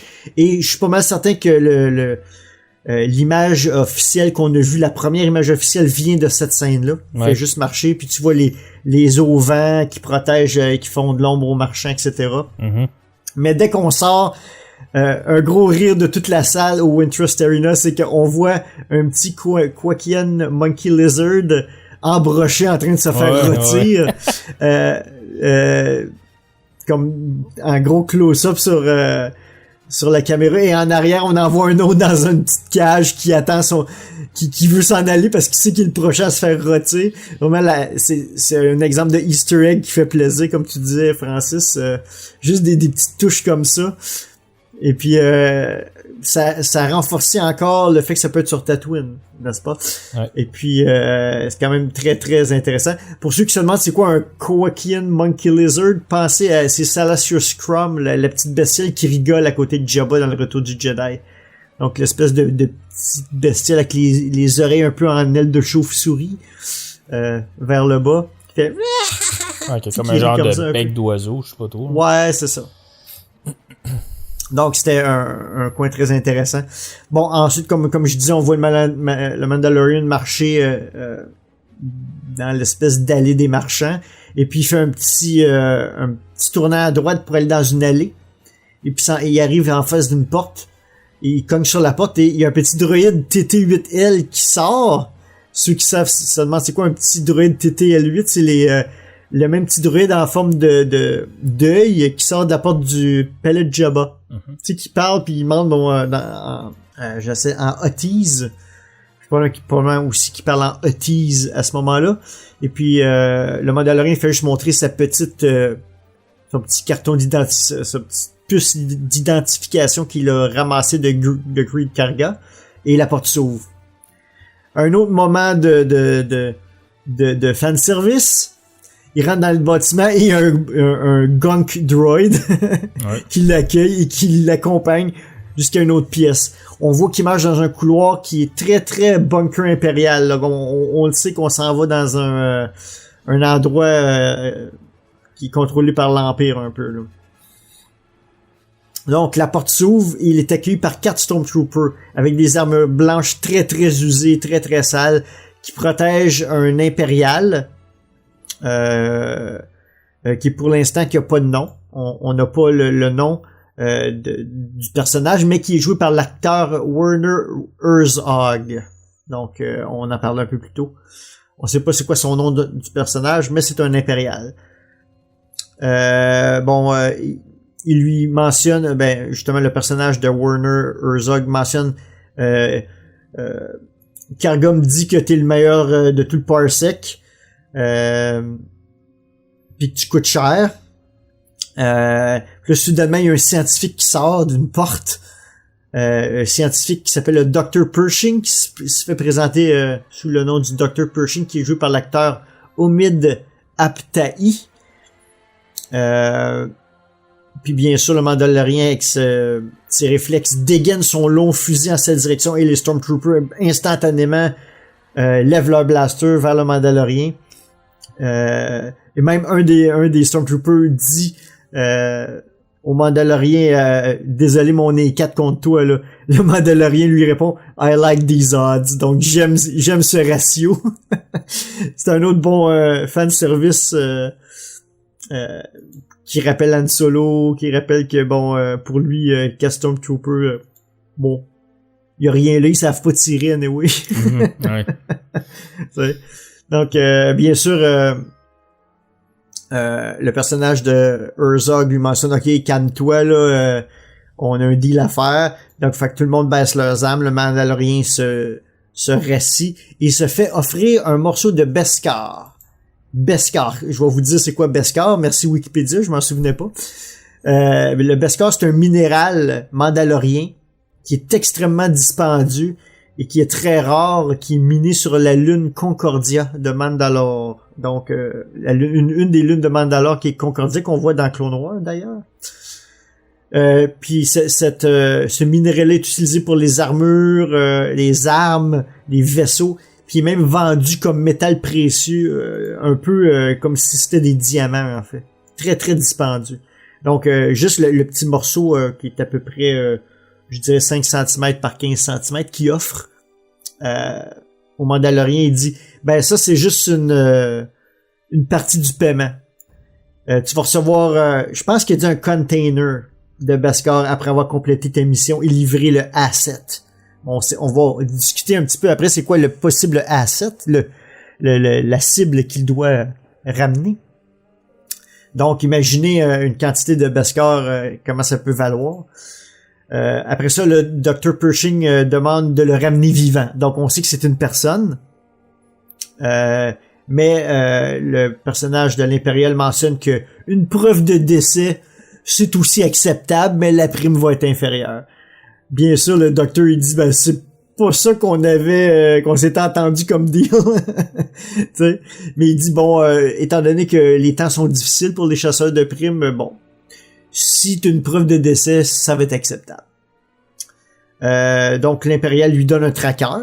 Probablement le tracker qu'on voit au début du behind the scene. Et je crois que c'est exactement le même d'ailleurs, avec un code partiel, un code de track partiel qui date de 50 ans, qui dit. Donc ça fait très très longtemps. Et il va offrir aussi la dernière position connue de cette personne-là. Donc le Mandalorien accepte, prend la pièce de Beskar et quitte la pièce. Et pendant qu'il quitte la pièce, l'Impérial dit ses derniers mots. Il lui dit que le Beskar devrait rester entre les mains d'un Mandalorien. Et il est bon de ramener les choses à son équilibre naturel après une période de désarroi. Qui parle de la culture mandalorienne, je crois. Mm-hmm. Il dit, n'est-ce pas? Il dit ça au Mandalorien. Et ça termine ainsi comment dire, le petit 8 minutes. Tout ça était sous une espèce de musique. J'espère que c'est la musique officielle qu'on va avoir. Le compositeur a été nommé, je l'ai pas écrit, mais on connaît le compositeur. Mais si vous écoutez la musique attentivement quand vous allez écouter le clip, ça fait très musique Gladiateur, le film Gladiateur, ça fait très Game of Thrones, il y a beaucoup une vibe tribale. On parlait de Marrakech où il y a des instruments que tu verrais en Afrique du Nord aussi, des instruments de musique un peu perse, arabe. Donc, il y a vraiment une vibe différente musicalement qui est intéressante. Donc, j'espère que ça va rester, que c'est vraiment la musique qu'on a entendue, c'est vraiment la musique qu'on va voir lors de la série. Donc, messieurs, qu'est-ce que vous avez pensé de ce premier extrait officiel? Moi, ce que j'ai trouvé cool, puis écoute, je sais pas s'il y a un lien direct ou pas du tout, mais justement, le personnage joué par Omid Abtahi, il a joué aussi un personnage dans Clone Wars qui était un Mandalorien, je pense, un cadet Mandalorien, si je me rappelle. Okay. Donc, j'ai pas le nom, fait que je sais pas si c'est le même personnage qu'il reprend ou pas. Ah non, il s'appelait un personnage qui s'appelait Amis dans Clone Wars, donc c'est pas le même nom. Hein. C'est pas le même, non. Ah, ok. Ça aurait été cool, ça aurait été un autre lien de Dave Filoni. Mais... Et ça aurait été super chercher loin, ça, là. Ouais, c'est ça. Non, écoute, ça, même s'il n'y a aucune scène d'action ou quoi que ce soit, ça donne le ton. Ça donne aussi le ton côté clin d'œil aux fans. Juste dans les 2 premières minutes, je pense qu'il y a une dizaine de clins d'œil. Donc, ça, c'est vraiment cool. Puis ça donne vraiment le goût de voir la suite. Donc, je suis content de savoir que ça semble pas être un bébé qu'il faut qu'il recherche, comme disaient les rumeurs. Donc, c'est au moins ça, parce qu'on ne savait pas trop où ça s'en irait avec un bébé, la série. C'est peut-être une jeune personne à défaut d'un bébé. C'est ça, ouais. Donc, à suivre. Mais non, j'ai hâte de voir. Parce que quand même, quand il dit « The asset dead or alive », donc vivant ou avec un certificat de décès, pour le scientifique, c'est une personne importante de l'avoir vivante. Puis si c'est un docteur, ça doit être un ADN ou un héritage, justement, dans les rumeurs qui disaient que c'était pour rétablir la société mandalorienne, donc peut-être un des héritiers de Mandalore, etc. Donc ça offre une opportunité ici de ramener ça. Et pour l'Impérial, lui, c'est pas important. Donc, est-ce que l'Impérial, lui, veut autre chose? Il y a des rumeurs qui parlent du Darksaber, des Vizsla dans Clone Wars, des trucs machin. Peut-être même dans Rebelle, le sabre que Sabine a à un moment donné, c'est-tu le Darksaber? Oui. Oui, bon. Ça peut être ça aussi, c'est peut-être Sabine qu'il faut qu'il ramène. C'est ça que j'allais dire. Peut-être c'est ça le lien. C'est super caché, c'est secret, mais c'est Sabine. Là. Ben, en fait, à moins que je me trompe, c'est plus elle qui l'a à la fin. Non, elle l'a donné à une autre personne. Là. Mais, ouais, tu disais, c'est ça, reste à voir le rôle du scientifique, l'intérêt que lui a. Moi, d'ailleurs, ce serait mon petit côté, ma très légère critique de l'extrait. Là, j'ai trouvé que le scientifique était limite caricatural. Là. En tout cas, il était très... ça m'aurait pas surpris d'une BD. Là, il a de l'air de sortir d'un laboratoire alors que clairement la période est pas tant à ça. Mais je sais pas, on va voir si ça c'est l'élément de surprise là, du dernier épisode de la saison, ça va être on va apprendre pourquoi il voulait tant cette personne-là. Je sais pas à quel point ça va. Moi je trouve que c'est à première vue, c'est une intrigue qu'on a déjà vue souvent. Je veux dire, entre la série de films Le Transporteur, ou le côté, là, ok, le gars, une fois qu'il rencontre la personne ou qu'il réalise ce que c'est le faut collier, qu'il protège, ouais. Il finit par décider de pas respecter le contrat puis de se rebeller. En tout cas, j'ai hâte de voir. Pourtant, j'ai tellement confiance en Jon Favreau là, que je me dis, c'est sûr qu'il peut pas prendre un concept aussi redondant, là, aussi déjà vu.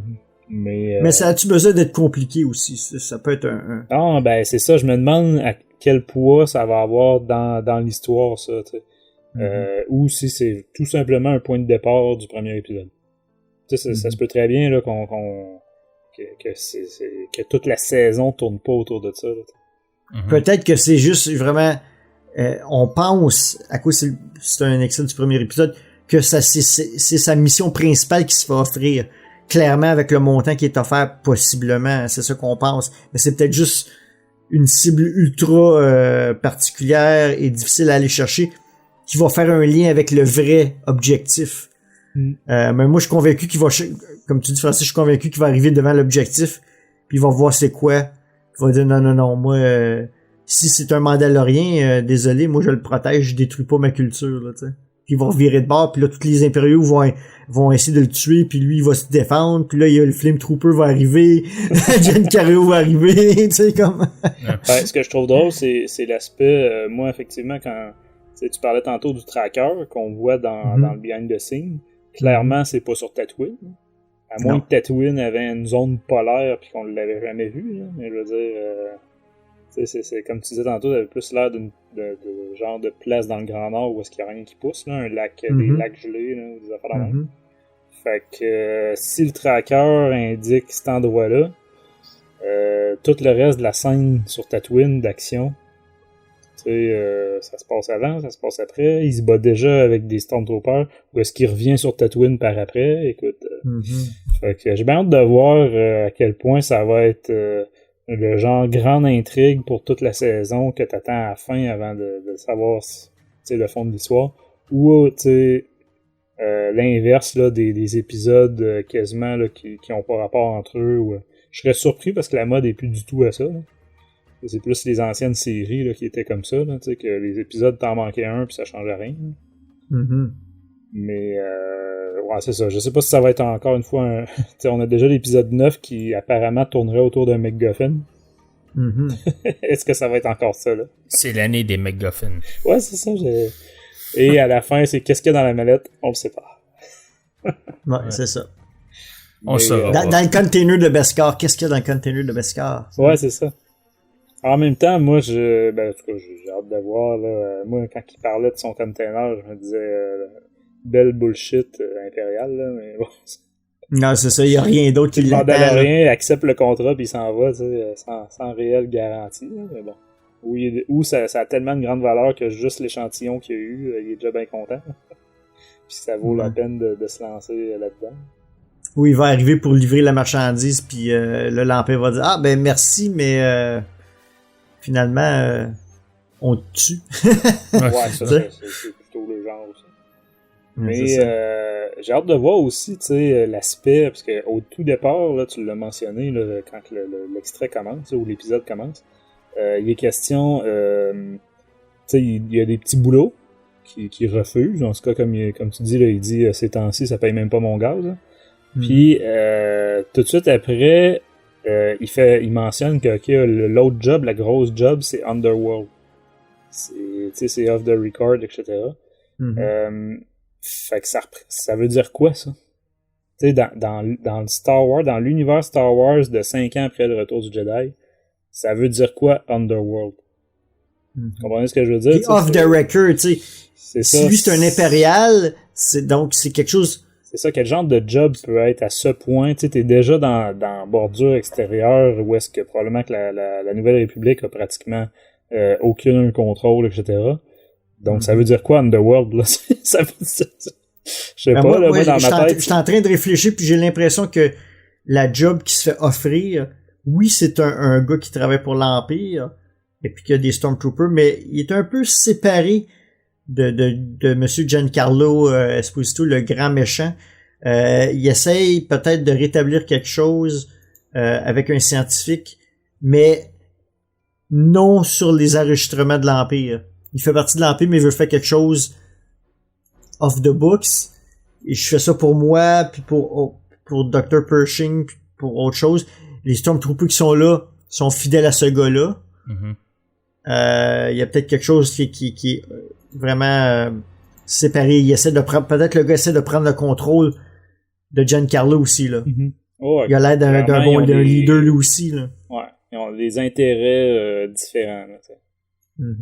Mais ouais, ça serait intéressant de voir des différentes factions d'impériaux aussi, là. C'est quelque chose qu'on avait vu dans Aftermath, là. Tu sais, des impériaux qui se battent entre eux, là. Ouais, c'est ça. Donc, tu sais, t'aurais les impériaux qui donnent le contrat, puis t'as ceux qui essayent de l'empêcher de le réaliser. Mais, d'où peut-être le fait que il y a plein de Stormtroopers de morts, mais peut-être que le Mandalorien il était tout simplement directement en train de sortir de la place et puis il se faisait attaquer, là. J'exagère un peu parce que je pense qu'il sortait avec plusieurs personnes, le Mandalorien, d'après le teaser, là. Mais d'après moi, après quelques recherches, il va se rendre compte que il y a autre chose qui se passe, là. Mais puis dernière, tu l'as mentionné tantôt, là, mais les fameux singes lézards, là, j'ai quand même eu une petite larme. Ah ouais, c'était... Je sais pas ce qui est le plus triste, c'est celui qui grille ou celui qui sait qu'il va griller. Qui voit son sort, ouais. Puis tu sais, tu peux te dire, ok, bon, c'est un animal, bon, quelconque, là, mais tu sais, maintenant, grâce à... C'est un animal intelligent, là. Ouais, c'est ça, grâce à la nouvelle dans les légendes de Luke Skywalker. Tu sais, on sait que c'est un animal intelligent, tu sais, avec une conscience, etc. Ouais, il y a d'autres livres aussi, d'autres éléments, là, où est-ce que, c'est ça, on sait qu'il y en a d'autres de cette espèce-là qui sont moins débiles que celui de Jabba, là. Donc, c'est ça. Mais bon, écoute, j'ai trouvé ça à la fois drôle et triste. Mais la salle a vraiment ri quand ils ont vu ça, là. Vous allez l'entendre partiellement sur la vidéo, mais la salle était... Et tout le monde l'a compris tout de suite, là. C'était vraiment drôle, là. Ah, je peux seulement imaginer. Non, mais l'ambiance était vraiment bonne dans l'aréna. On l'entend pas de tout à fait à son volume enregistré sur un téléphone, là. Mais c'était impressionnant d'être là. Excellent. Je sais pas si vous avez des derniers commentaires ou quoi que ce soit. Moi, j'attends plus ça que l'épisode 9. Ouais, moi aussi, ça revient à ce que je disais tantôt pour le teaser, là. Globalement, je pense que... En tout cas, personnellement, j'ai plus d'anticipation pour ça. Jusqu'à maintenant, je suis enthousiaste. Il n'y a rien qui me déçoit, entre guillemets, là, dans tout ce qu'on sait. Ensuite, on sait aussi que ça va être beaucoup plus d'heures de contenu qu'un film. Donc ça, je m'y retrouve aussi. Jon Favreau commande, écoute, puis Dave Filoni qui est de retour, ça aussi, je veux dire, je pouvais pas demander mieux. Moi, personnellement, je suis pas un grand fan des Mandaloriens, de la culture mandalorienne. Je sais qu'il y en a qui sont des fans finis de ça, etc. En même temps, je peux pas dire, tu sais, en dehors du titre de la série, pour l'instant, je suis pas tant convaincu que ça va beaucoup tourner autour de la culture mandalorienne. Bon, là, il y a l'histoire du métal, là, de l'acier mandalorien là, qu'on a parlé. Mais, je sais pas, moi, j'entrevois plus une histoire, un style western, là, avec chasseurs de primes et des bandits, puis du monde à la morale très élastique. c'est ça. À l'éthique élastique. Mais, ouais, c'est ça. En tout cas, peut-être que le temps va me donner tort, mais c'est ça. Je vois pas le gros lien, sur les Mandaloriens, là, tu sais. Puis, une des questions aussi, c'est est-ce qu'on va finir par avoir un nom pour le personnage, ou on n'aura carrément jamais? Est-ce qu'on va voir son visage, ou on le verra jamais? Ça va être dans l'ordre. On va, à la fin de la saison, voir son visage. Peut-être la saison 2, on va prendre son nom. Ouais, c'est ça. C'est le fils de Boba Fett. Non. Eh boy. Faudrait pas. Non, ça c'est comme l'histoire de pourquoi le scientifique veut ça absolument, là, puis les impériaux, là, j'ai déjà vu passer comme théorie là, que c'est pour recloner Palpatine. Là, si quelqu'un m'arrive encore une fois avec des histoires de clones de Palpatine, je pense que je l'envoie chier. Là. Vraiment, je veux pas qu'il s'en aille dans cette direction-là des légendes, là, mais tellement pas. Là. Tu vas être déçu de l'épisode 9 d'abord. Ah ouais, ben ça, écoute, ça reste à voir, ça aussi, on voit plein de théories circuler ces temps-ci. Ouais. Mais moi, j'ai hâte de voir le produit final, parce que c'est quoi, ils ont 100 millions pour le nombre d'épisodes de la saison 1. C'est beaucoup d'argent par épisode, là. Ouais, je pense qu'il disait que c'était 10 millions par épisode qu'il y avait. Fait qu'il d'après moi, il va y avoir 10 épisodes dans la saison. Ouais, c'est vrai qu'au début, on parlait de 10 millions par épisode, mais en partant, c'était convenu de toute façon que les premiers épisodes coûtent plus cher aussi, tu sais. Puis, mais moi, ce que je remarque, ça fit avec la période aussi, mais côté mécanique, côté vaisseau et compagnie impériaux, à part un TIE Fighter, on n'a rien vu. On a juste vu un TIE Fighter, on a vu une carcasse, je pense, un moment donné de TIE. Ouais. Dans le behind the scene, ouais. Ben, puis on voit quand Esposito en pilote 1, là, on en voit dans les airs. Ouais, c'est ça, je disais, je pense que c'est le seul qu'on voit. Fait que, tu sais, au niveau des coûts de production, ben c'est sûr que si on n'est plus dans les gros vaisseaux, les gros robots, etc., peut-être qu'il y a des économies là, de ce côté-là. Bon, en fait, les effets spéciaux sont en cours de production, là. À part la petite maquette qu'on a vue que le gars des effets spéciaux a fait dans son garage. Ouais, le vaisseau. Le vaisseau, le reste, on n'a rien vu dans l'espace, hein. Ouais, on a vu une bataille spatiale, mais il y aura pas de Star Destroyer, là. D'après moi, ils sont tous partis avec Sloan. Il y aura... ça va être plus des petites corvettes, des vaisseaux plus petits, là, qui vont rester, là. Des transporteurs impériaux, des trucs comme ça, là. Comme on voit un peu dans Rebels, là. Ou dans Ouais. Ouais, dans Rebels, ouais, c'est ça. Ouais, le vaisseau qui a 4 TIE Fighters de prix en dessous. Ouais, c'est ça. Ça serait quand même très cool de le voir à l'écran pour la première fois. En tout cas, au semi-grand écran. Je sais plus trop comment il faut appeler ça. Là.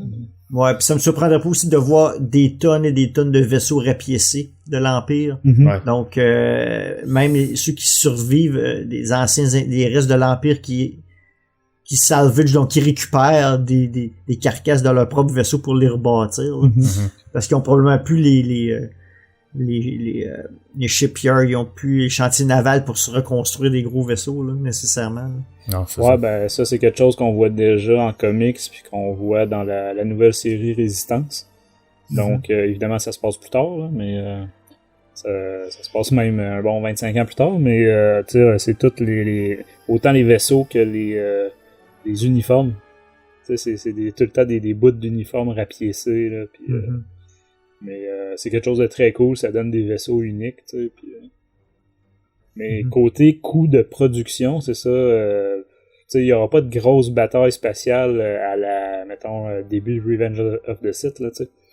Fait que c'est pour ça que je me dis 100 millions, là, s'ils le mettent dans les effets physiques, dans les décors, etc.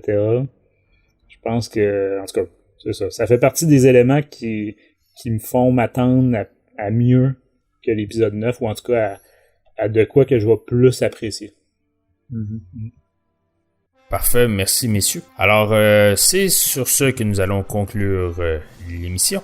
Donc, n'hésitez pas à nous laisser vos impressions sur ce que nous venons de discuter par email à studio@starwars.direct, sur l'article de l'épisode sur notre site starwars.direct ou sur notre page Facebook, notre compte Twitter, notre compte Instagram ainsi que notre chaîne YouTube.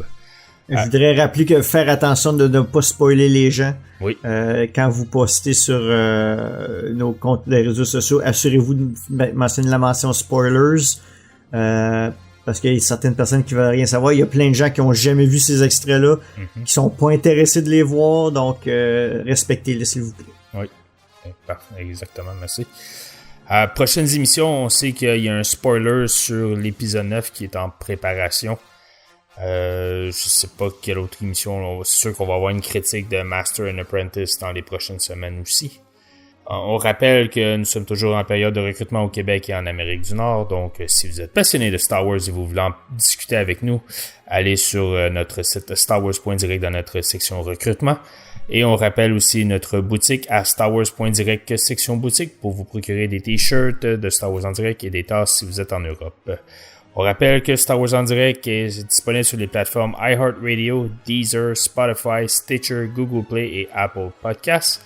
Et on remercie encore une fois nos partenaires Mint in Box, Star Wars Holonet, SiteClan.net, Planète Star Wars, Star Wars Universe, Star Wars Geeks Québec, Génération Star Wars et Science-Fiction, ainsi que Jeff et Kim, le Space Trash Show.